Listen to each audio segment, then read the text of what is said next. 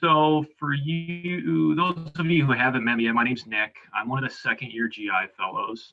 And I put this lecture together trying to not cover a specific topic, but instead to try to be most high yield for the boards as I could. So I used, when I did my board review, I went to my program, thankfully paid for it, but this awesome review course, and I cannot recommend it enough. If you have some educational money, or if you're, you have some money to spend on board review, it was probably, I think it was $1,200. It was by this ID doctor out of the Northeast, I think Baltimore. But it was 6 days long, like 2 long weekends. And this guy would just lecture for 12 hours straight every day. It's really intense. So you like go into it. If you do choose to do it, it's not like a vacation. Like it's not like if you've gone to national conferences where I'll go to a few lectures and then, go to Disney World for the rest of the day. It's not like that. It is, it's intense, but he does such a good job of reviewing all the high yield information and then connecting everything that you talked about, the day before. So yeah, I highly recommend it. I pretty much just did his material and UWorld, and I did pretty well on the boards. So so we're going to kind of use his his GI section as the kind of structure, the backbone of how we walk through here. We'll start up top at the esophagus and move down to the colon and go about it that way. The one other thing I did want to mention is when you're doing your board studying, this choosing wisely campaign, especially I'm a DO, but I did take the ABIM boards. So if you are taking the ABIM boards, the people writing these tests are usually involved with this choosing wisely campaign, and they're all about cost-effective medicine. So, some of the things that we do in clinical practice in real life are not what they do in the boards. And I think to try to help differentiate that from the management style of questions, reviewing the choosing why, like taking just a day or two the month before the test and reviewing their campaign, I thought was really helpful for me because as some of you know, if you've already started taking practice questions, a lot of the management is like, I wouldn't have done that if I saw this patient. So you have to kind of think differently when you're taking this test, and that kind of helps you. Yeah, and then general board tips, just because it was just a year ago that I took it. Start studying early. For me, that was about 6 months before. So right about, if you're in your third year, I would like this month into next month, come up with a plan and start studying. You can be the best doctor in the world, and if you do not study for this test, you will, there's a good chance that you fail it because it's not like clinical practice. You're doing a lot of, you're testing on a lot of stuff that you're only going to see once or twice in your career. So start studying early and have a plan. I used UWorld. I think it's the best question bank, but just use some question bank where you're getting your stamina up. And that's the one thing that I didn't do that looking back, I wish I did do, was do some 4 or even a full 8-hour mock exam in the months prior to your actual exam to build up that stamina. Because even though I was doing 20, 30 questions a day, every day, and I knew the material pretty well, if you haven't taken a board test other than your in-service exam for, years, you sit down to take this test and it is, by the 6th block, you're like, holy, get me out of here. You're just you're just tired. So train for it, like anything else. And then they do have ABIM websites that, when you start thinking about studying and preparing for this test, the ABIM has a blueprint and breaks down not only the medical content, but also this content category. So I would definitely use this to guide how much time you're spending on things.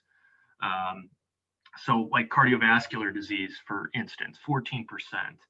Know your murmurs and all, the Valsalva, the what happens when you squat to it, all that stuff, know it front and back, because getting those points and moving on to the next question is a confidence boost, and you're going to have a lot of straightforward cards questions if you know the material.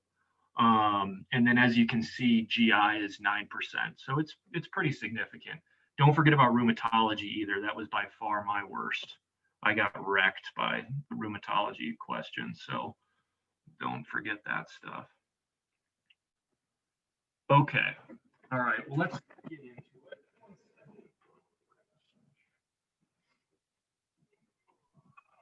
Hey, Nick, I don't know, are you still talking? Because I can't hear you anymore. Hey, sorry. No, I had to grab something.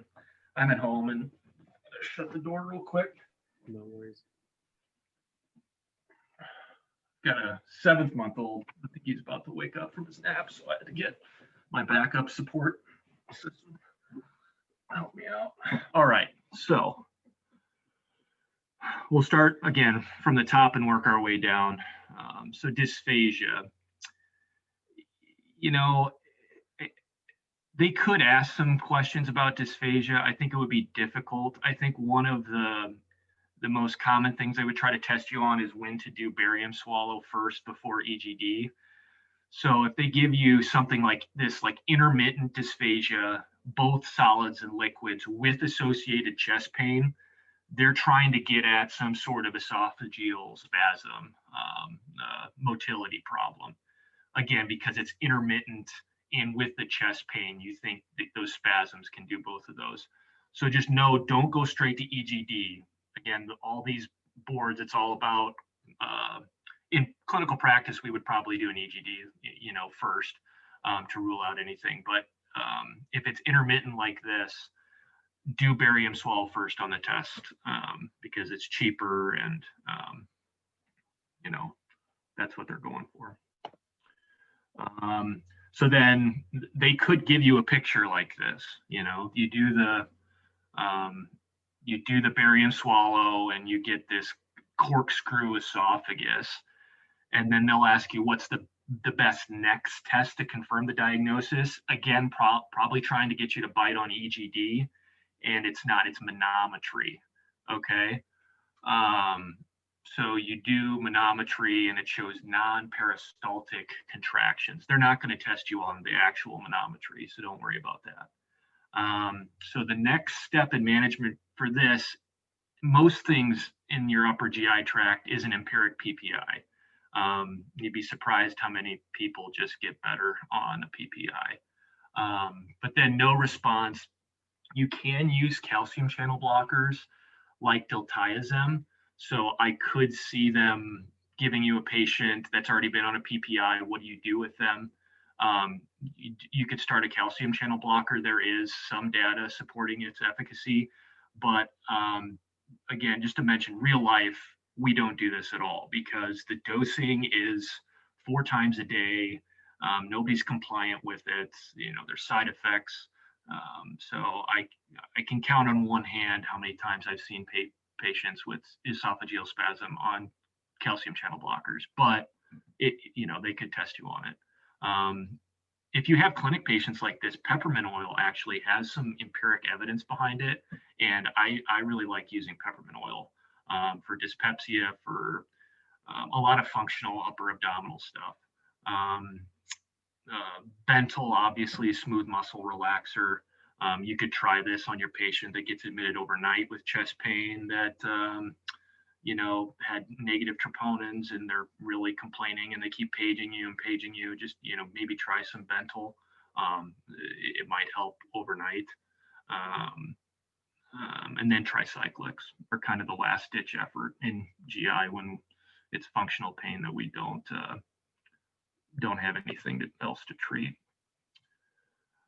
So Schatzki's ring, they could call this steakhouse syndrome. They could call it a peptic stricture. They could call it a lower esophageal ring. This is going to be a patient with just solid food dysphagia. And a lot of times, they get stuck and then they actually have to regurgitate up the piece of undigested steak or chicken. The other thing, especially clinically, to look for if you're worried about, like, the patient will tell you, oh, I've had bad reflux for years, but all of a sudden in the past year or two, my reflux it's gone and I'm not taking any medication. That's probably a peptic stricture. So the reflux itself has caused irritation and scar tissue, and they've developed that ring. So that's a big key to a Schatzki's. And then for treatment, we dilate these people and they do quite well. This is one they love on the boards. So dysphagia to solids and liquids, intermittently having to regurgitate up like you would with the Schatzki's. It's improved with carbonated beverages, no heartburn, and then they'll likely give you a barium swallow, or again, what to do next, barium swallow.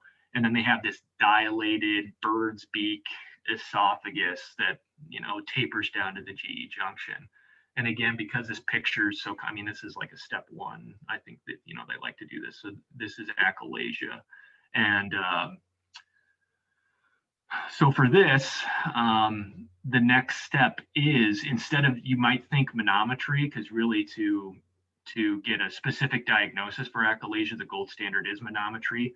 But for achalasia, the next step is you always want to do EGD to rule out a mass, aka pseudoachalasia. So I think they could ask that question pretty easily. Treatment, I don't think they would get into, but just so you guys know, the treatment is myotomy. We can, like GI we can do pneumatic dilations with balloons up to 3 centimeters. But the perforation rate is really high, 3 to 5%. So I've never seen it done. But some patients who aren't surgical candidates, you could consider something like pneumatic dilation. You think we normally dilate up to like 15, 18 millimeters. So these dilations are up to 30 millimeters. So it's, again, pretty traumatic.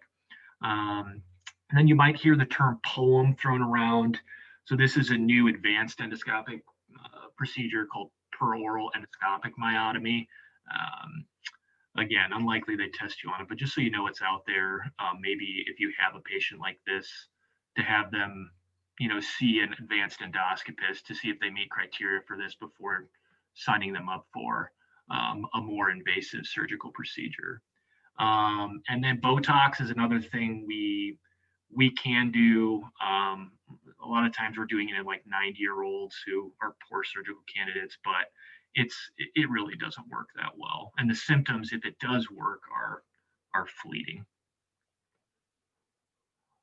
Presbyesophagus. So I included this in there because I feel like this is more clinical. A lot of times you'll have an old patient with dysphagia, and we'll scope them and then put some unhelpful note in, like, oh, they're, tortuous esophagus or presbyesophagus, nothing to do, we'll sign off.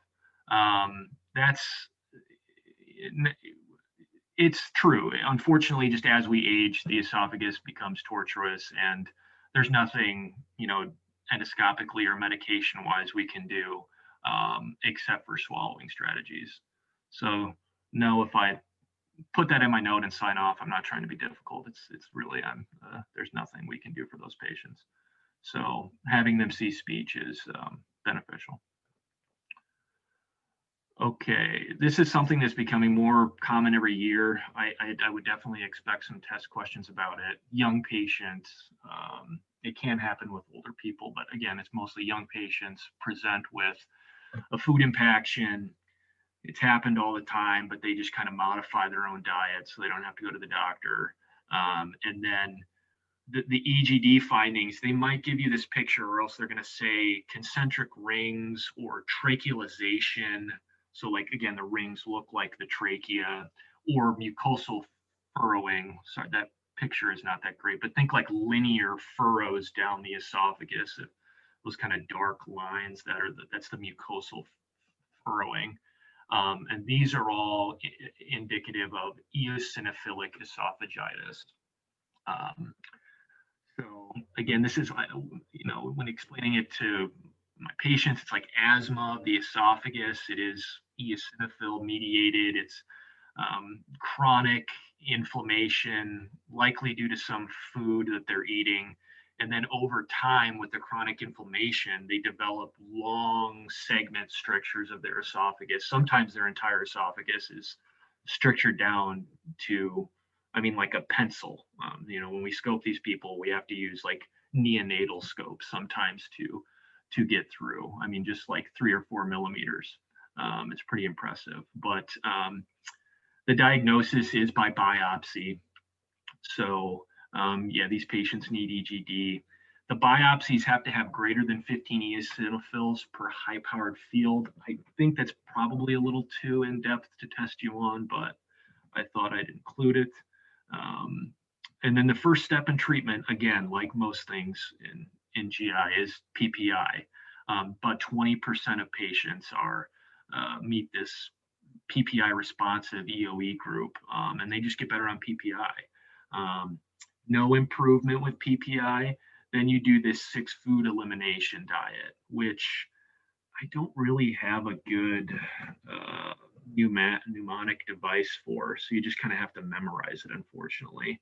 I definitely think this is something they could test you on because it's cheap therapy. So milk, eggs, wheat, nuts, both peanuts and tree nuts, seafood, both fish and shellfish, and soy. So you do that elimination and then see if they get better, and then let them pick whatever their favorite is to slowly reintroduce. A lot of times we have these patients see allergists as well.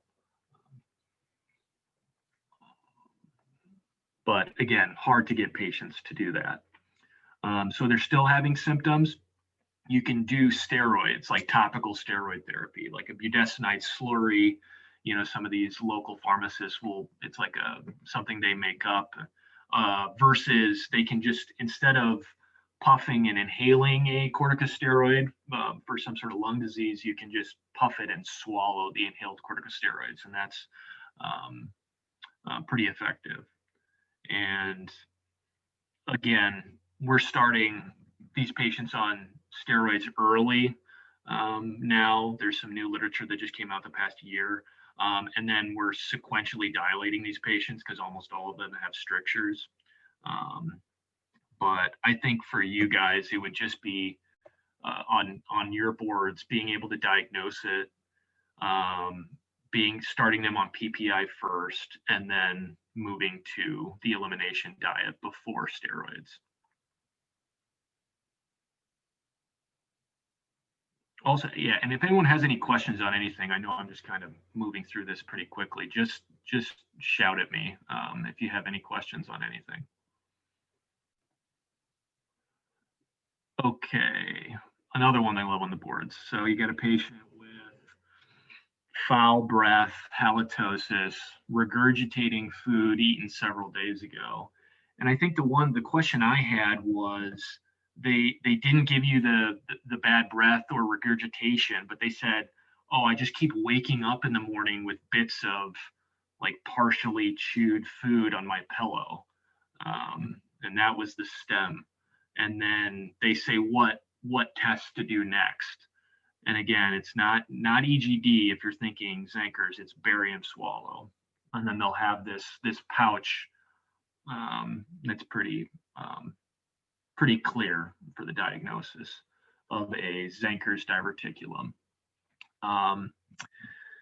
The other, because this is such a often tested question, I have had, I don't know if it was on a practice test or my actual board, but they actually asked me what muscle that is weakened that causes a Zenkers diverticulum. So I would try to associate that and kind of store that away. The cricopharyngeus muscle, that is the muscle that it doesn't relax. So then with your swallow, there's increased pressure in that area, and then you get this kind of pseudo diverticulum, not a true diverticulum. It's just the mucosa that pouches through that weakness in the cricopharyngeus muscle. And the treatment is myotomy. So they usually this is an ENT doctor that's going in either with a rigid scope or through an open surgery and like a lateral neck dissection. There are some advanced endoscopists doing it endoscopically, but you pretty much just have to cut through the cricopharyngeus muscle where the outpouching starts, and then if it's small enough, you can marsupialize. So it's just one opening into the esophagus, or they do diverticulotomies or lectomies where they just remove the whole diverticula itself. Okay, Odynophagia. So you get a question stem with a patient with pain with swallowing. If they are HIV positive or immunosuppressed and they give you oral thrush, they have white plaques on their tongue or the back of their oropharynx, you just start them on fluconazole. You do not have to you don't have to give that person an EGD. So everybody else for Odynophagia gets an EGD because that's one of the kind of warning signs that we worry about. And then, herpes versus CMV. Herpes is usually multiple like punch out ulcers like they are everywhere else. And then CMV is usually a single large ulcer. And both those are more common in immunosuppressed patients, but I've seen them and I've seen herpes in an immunocompetent patient once before. Okay, so on to reflux. Reflux, you might get a few test questions on, especially this reflux to Barrett's esophagus to adenocarcinoma pathway, because overall in the United States, the esophageal adenocarcinoma is on the rise. So we're being a little more aggressive about performing upper endoscopy on patients with long-standing reflux, especially if they have other risk factors, like you see here at the bottom. White males, obese over the age of 50, smoking, family history. Those people, even if they have just reflux, they need EGD. So I could see them painting a question where there's a patient with GERD that they're trying to have you distinguish whether they can just be on a PPI or they need an EGD. So the things that would get them to an EGD right away are if they've been on a PPI for 4 to 8 weeks and are not any better, if they've had 5 years or more GERD, if they have any weight loss, melena, anemia, dysphagia, or odynophagia, which that's pretty intuitive. But I think especially the 5 years of GERD. So again, they give you a patient that's had GERD for 15 years. It'll probably be an obese white male. Instead of just treating empirically with a PPI before doing EGD like you would with a normal person, go straight to EGD. Again, because we're screening for Barrett's esophagus. Okay, so, and I'm gonna briefly step on my soapbox about PPIs and their safety. So in general, I think medicine across the board, you should try to get patients off medication if they've been on them for a long time and they don't need them. So if you have and they might, I guess they could try to test you on this. If you have a patient who's been on a PPI for a long time, try to reduce the dose, take them from 40 to 20 or 20 daily to every other day, or switch them to an H2 blocker, unless they have a stricture. So then if they've had any sort of stricturing disease, they should be on a PPI for life. But don't just stop them cold turkey. So if a patient's been on 40 milligrams even for 3 months, don't just stop it, because there is this pretty common entity known as rebound acid hypersecretion. So if you drop them off abruptly. Their symptoms will get worse before it gets better. So try to reduce the dose or switch to an H2 blocker before stopping. And then as far as the literature is concerned on safety, I really do think PPIs are quite safe. This was a pretty well done, like double-blinded study that they did on cardiovascular patients who needed PPIs who were going to be on blood thinners. So they already kind of had this patient population. So then they also they looked at long-term complications of these patients while on PPI versus no PPI, and all the things like kidney disease, osteoporosis, electrolyte abnormalities, dementia. They didn't really find any of those things in this study. That being said, it was only a 3-year study. The thing they did find was an increased risk of enteric infections. So, and that's pretty intuitive, right? So if you're suppressing the acid barrier in your stomach, you're going to have a little higher chance of bacteria. Specifically, C. diff is what they saw in this study. So that is likely the only major complication you need to worry about in the short term. In the long term, the data for osteoporosis and electrolyte abnormalities are slightly concerning to me, although they're all retrospective studies where you can kind of pick and choose the patients you want to include. So, obviously there's issues with that, but just the way you need acid for calcium absorption and some of the guidelines from the rheumatology associations who seem to think PPIs are an increased risk for osteoporosis. That and hypomagnesemia would be the only other two that, I really worry about in my patients. So you have an old lady who has hip fractures and things like that. I'm a little more aggressive in getting them off a PPI earlier versus, the regular population. But I feel very comfortable, like the things with dementia, especially, I feel very comfortable telling my patients, being on these even if you need to be on them for a few years is not going to give you dementia. There's just really no good evidence to support that. Any questions about that? And I'll stop. I had a quick question. Sorry, I think it might sound. Yeah, just about the PPIs and then predisposing you to C. diff. So we actually had a patient who was getting a lot of benefit from the PPI, but then did get C. diff. So in such a situation, is your strategy usually to resume it once their infection is treated, or would you think of an alternative?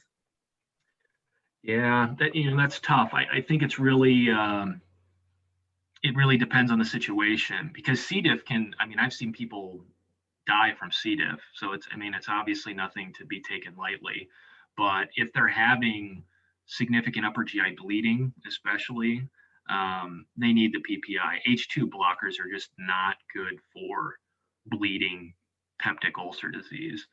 So if it was a patient that was bleeding and they're in the hospital, I would probably keep them on PPI and just treat the C. diff and keep them on a PPI for 4-8 weeks max, and then I would start maybe switching to an H2 blocker if they had what was your patient's symptoms? It's actually been a while since I saw this patient actually with Jake, but I do remember that he came in with symptoms of C. diff and was on the PPI at home. Yeah.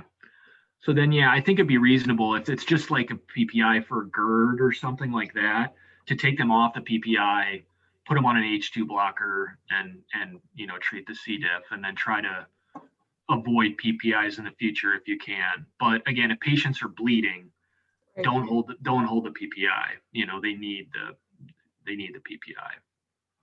And then in those cases, you can try, if it's kind of functional upper pain, you can try things like peppermint oil, ginger, H2 blockers. Carafate is another one that doesn't have really good data to support its, helps heal peptic ulcer disease, but patients definitely feel better when they take it. Try things like that instead. Thank you. Yeah, of I have a course. quick question for you too, Nick. Is there any indication for like prophylactic PPIs? Say if you have like a patient that will be on like naproxen for a long period of time for like an injury or alcoholics or anything like that, that don't necessarily have symptoms, but you're worried about risk of gastric ulcers. Right. So I would say to that, if I've scoped them and I've recently and there's nothing going on, then I don't think I would put them on a PPI just empirically going forward. But if it's maybe a more unstable patient where they're not bleeding, I want to avoid endoscopy if I can, because maybe they just had some stenting done, or like they had some back surgery, or in those patients, I think maybe doing an H2 blocker to start would maybe be the more conservative route,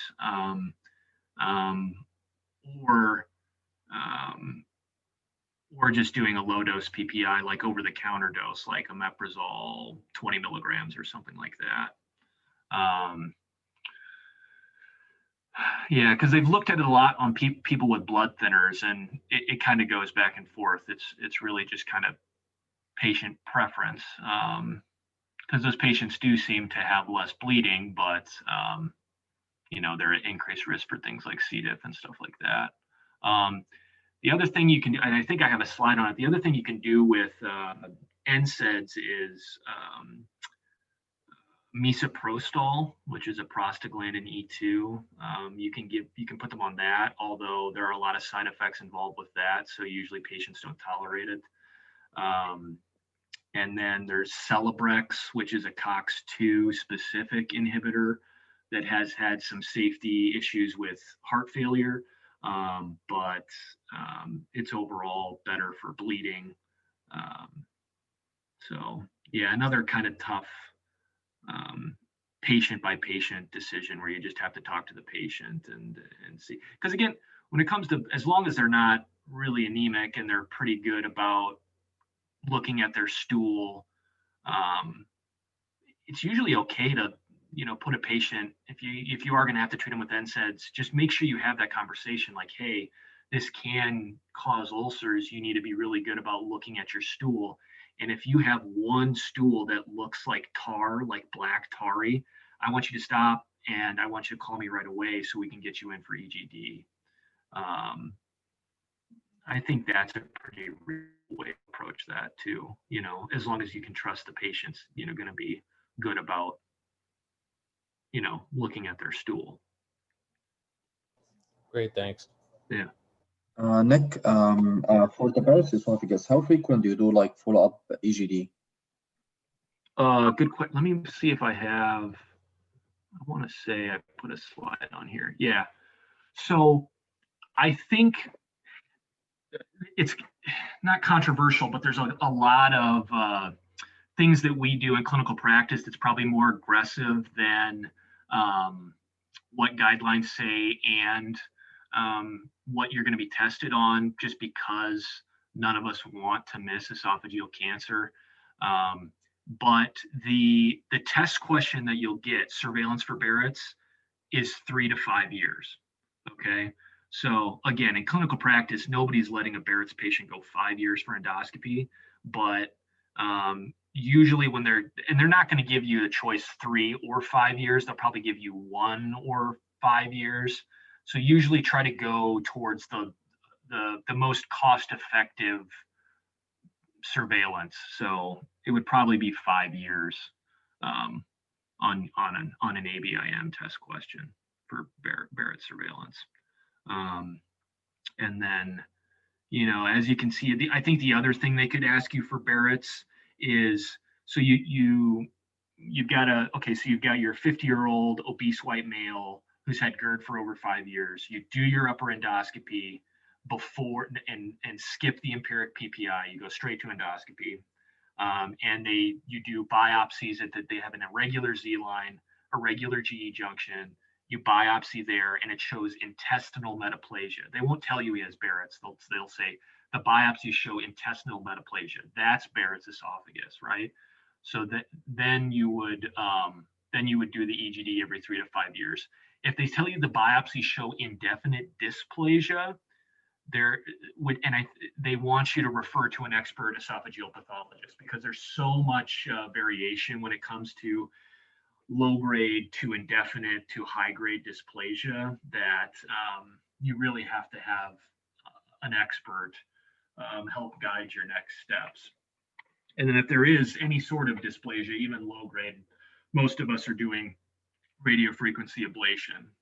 But again, I don't think they test you on that. I think they, again, GERD and someone with those risk factors, straight to EGD. I think they could test you on that. And then if they have intestinal metaplasia, EGD every 3 to 5 years.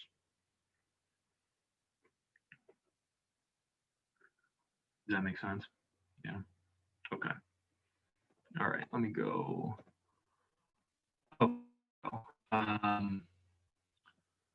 So this is our patient with GERD who is still having symptoms, and it's not any better on PPI.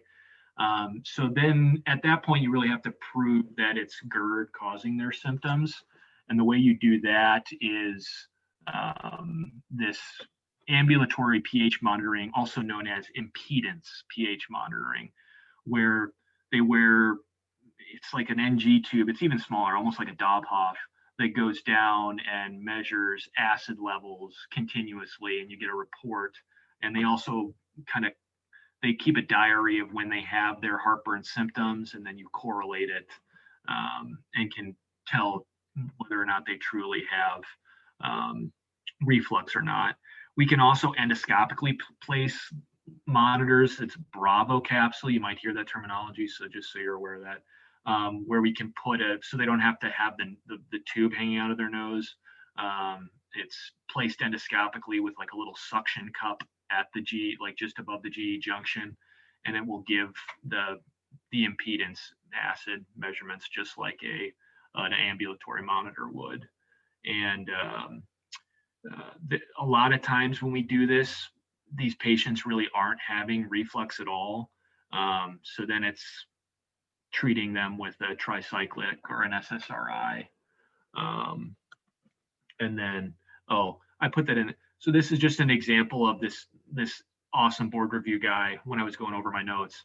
It's like he's SSRI, citalopram, think hyponatremia. So it's like he constantly just like links up everything when you're going through stuff like that. And I would highly encourage you to do that when you're doing your board studying, because I think it really helps.